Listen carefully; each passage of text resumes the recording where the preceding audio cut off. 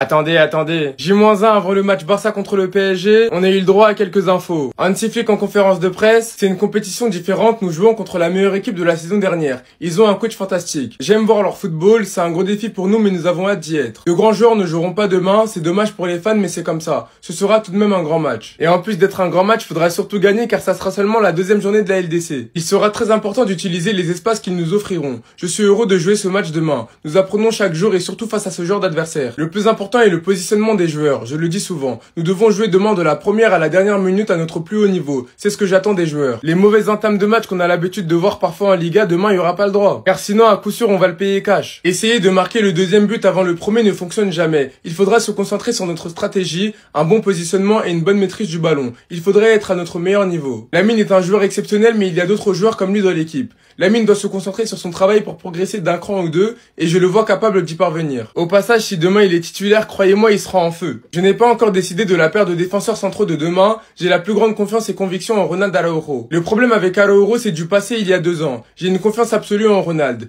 Il est toujours prêt et se donne à fond, je suis content pour lui. Je sais pas si c'est un message indirect, mais demain je pense qu'il sera titulaire. Le match à Newcastle a été très important pour Rashford en termes de confiance. Ce n'est pas facile de revenir ici après la première ligue. Il est en pleine forme. Nous sommes le Barça et nous sommes toujours favoris. La route est longue et le PSG est un adversaire coriace. Je ne pense pas au dernier match contre eux. Ils ont changé et nous aussi. Bref, Pedri en conférence de presse avant le match Barça-PSG, c'est un des matchs où les deux équipes voudront avoir la balle. On va essayer de dominer comme d'habitude, presser comme c'est le cas depuis l'arrivée de Flick. Ce match est l'un des meilleurs matchs au monde que vous puissiez regarder en ce moment. Et sur ce point-là, il a totalement raison. Même s'il y a des absents côté PSG et qu'il y en a aussi du côté du Barça, ce match-là, tout le monde va le regarder. Je suppose qu'ils vont venir nous mettre la pression. Je préfère ça plutôt que de les voir nous encercler. J'adore le football et lui, c'est un entraîneur courageux. C'est pourquoi il utilise des joueurs offensifs. Je pense qu'il y a toujours des revanches dans le football. Tout le monde veut jouer ce genre de match. Et en parlant de revanche, demain, ça sera l'occasion au même endroit dans le même stade. Donc s'il vous plaît, pas le droit à l'erreur. Ma 11e place au Ballon d'Or, je me sens valorisé dans mon club et en équipe nationale, c'est ce qui compte le plus. Encore une fois, je le répète, mais c'est vraiment un scandale. Moi, comme Vitinha, sommes des joueurs qui aiment avoir le ballon et n'aiment pas courir derrière le ballon. Chaque joueur aura un rôle important. Et pour finir, l'entraîneur veut que je fasse un pas en avant dans le vestiaire. C'est difficile car je ne l'ai jamais fait. J'étais un enfant quand je suis arrivé, mais je m'y habitue. Je me sens de plus en plus important, j'assume ce rôle. Et t'inquiète pas que ça, on l'a très bien remarqué. Bref, en tout cas, n'hésitez pas à me donner vos avis dans les commentaires, histoire de savoir ce que vous en pensez, et moi je dirai tout ça. Attention, ceci n'est pas un exercice. Pedri vient de menacer le PSG, les gars. On va presser haut. Celui qui dominera le milieu gagnera le match. Le PSG est l'une des meilleures équipes du monde, donc ça sera sûrement un spectacle. Il prend ses responsabilités. Il a pris ses responsabilités parce qu'il a dit c'est au milieu que ça va jouer. Il a pas dit oui, si on arrive à bien défendre, s'il y a une bonne attaque. Non, lui il joue au milieu, il dit c'est au milieu que ça va jouer. Quand on va les dominer, c'est nous qui vont permettre de dominer, nous les milieux de terrain. Moi, Pedri, Gonzalez, Don Fuego, je l'assume, je vais dominer le PSG. En tout cas, ça passe par moi. Il a dit c'est un match où les deux équipes voudront conserver le ballon. Nous sommes une équipe courageuse. Je pense que nous y parviendrons, pardon. C'est sûr. C'est pas je pense, c'est sûr. Parce que vous avez comparé Pedri avec Vitinha, avec João Neves. Vous avez parlé de Fabian Ruiz, de je sais pas quoi, de Jong et tout. Vous allez voir. Si Pedri a parlé, c'est qui c'est. Si Pedri a parlé, c'est qui c'est. Et de Jong, les gars, il va vous montrer pourquoi il n'est pas venu dans votre club au moment voulu, au moment opportun. Et attention à Dani Olmo, qui a dormi pendant 2 matchs. Qui dit dormi pendant 2 matchs. Bref, je vous laisserai regarder demain. Regardez surtout ce qu'il a dit. On regrette d'avoir été à 2 doigts de la qualification. Le foot offre toujours des revanches. Tout le monde veut jouer ce match. Il parle du PSG 2024. Enfin, le match contre le PSG 2024. Il a réussi à me re-hype d'un match où il y a beaucoup de blessés, les gars. C'est bon, c'est parti. La conférence d'avant-match de Hansi Flick, accompagné par Pedri pour le match de demain contre le Paris Saint-Germain. Attendez, bougez pas, je vous explique. Pedri explique que ce match est l'un des meilleurs matchs au monde que vous puissiez regarder en ce moment. C'est un match où les deux équipes voudront avoir la balle. On va essayer de dominer comme d'habitude, presser comme c'est le cas depuis l'arrivée de Flick. En gros, il explique que demain, la différence se fera au milieu de terrain. En gros, l'équipe qui arrive à avoir le ballon. Il est clair que ce sont des temps difficiles, surtout pour Gavi. Je suis sûr que lui et Gavi s'en sortiront.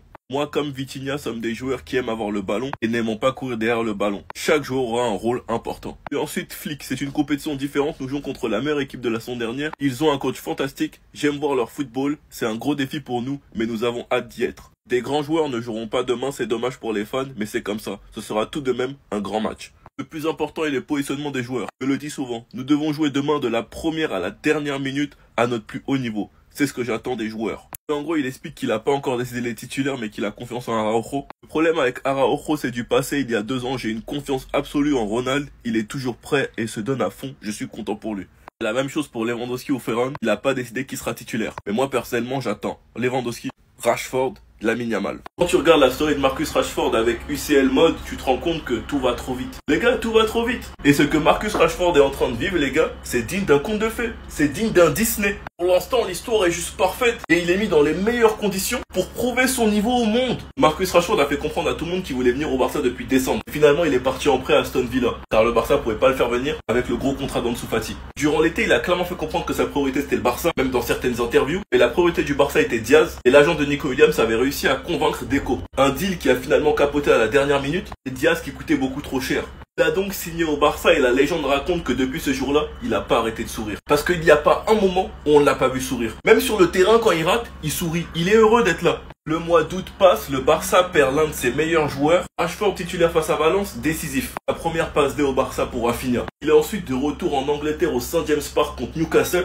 Doublé homme du match. Même s'il fait pas un grand match, doublé. Avec un but de Tarté. Et ensuite, les 2 autres matchs, Retafe et Oviedo, ils se montent encore une fois décisifs. Contre Oviedo, malheureusement, c'est Rafinha qui se blesse. Le match d'après, il se monte décisif contre la Real Sociedad.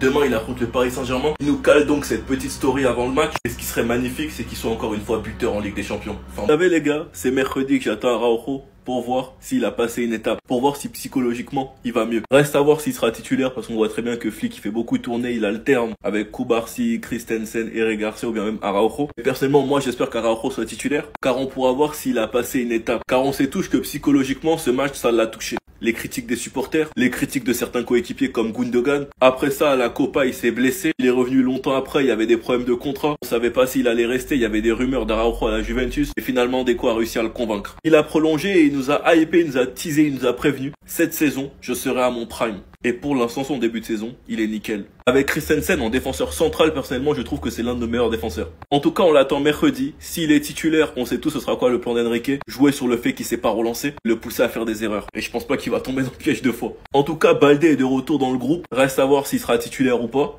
Personnellement, les absences qui m'attristent le plus, c'est celles de Rafinha, Garcia, ainsi que Fermin Lopez. Mais bon, on va devoir compter sur Chesney, Rashford et peut-être Dro, et qui sait, peut-être qu'on aura une belle surprise avec Dro, car ça m'étonnerait que Flick fasse jouer Olmo 90 minutes. Enfin bref, sinon vous les gars, vous en pensez quoi? Ramenez-vous sur Snap Instant, on est. Est-ce une bonne idée de titulariser Ronald Araujo face à ses anciens démons? C'est la question que Anti-Flick se pose aujourd'hui. Flick est conscient de ses capacités défensives. D'ailleurs, tout le monde est conscient des capacités défensives de Ronald Araujo. Mais il considère aussi ses lacunes avec le ballon. Parce que face au Paris Saint-Germain, il sera important pour le FC Barcelone d'avoir le ballon. C'est pour ça que Anti-Flick considère aussi le fait de titulariser Ferran Torres pour exercer un pressing à la relance sur le Paris Saint-Germain.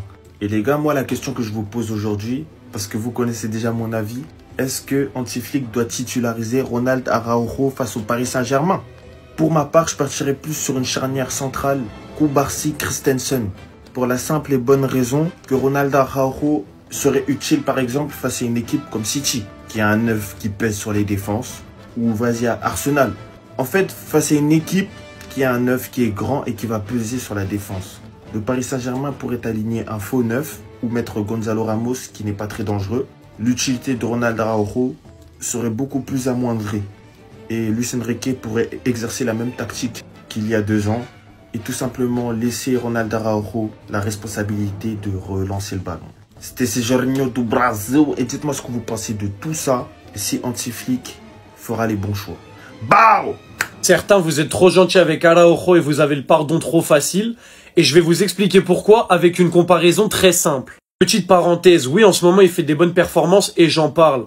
Mais ceux qui viennent me dire « Ouais t'es un hypocrite avec Araujo, faut en parler quand il est bon, etc. » Oui, faut en parler quand il est bon, mais ça n'efface pas tout ce qu'il a fait.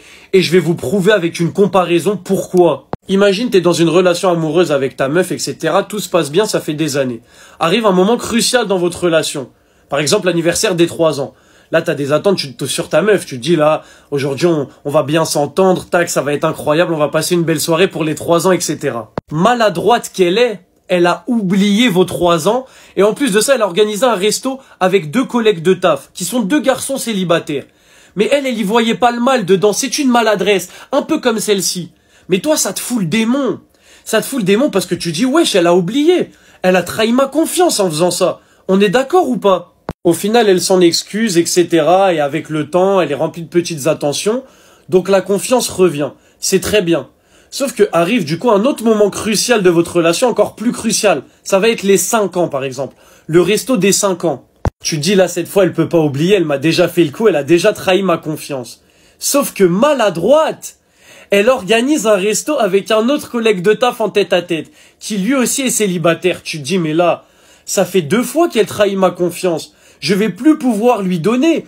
Ou ça va être très compliqué, même si elle y voyait pas le mal, ça va être très compliqué de redonner ma confiance. Parce que là, c'est pas une fois qu'elle l'a trahi, c'est 2 fois.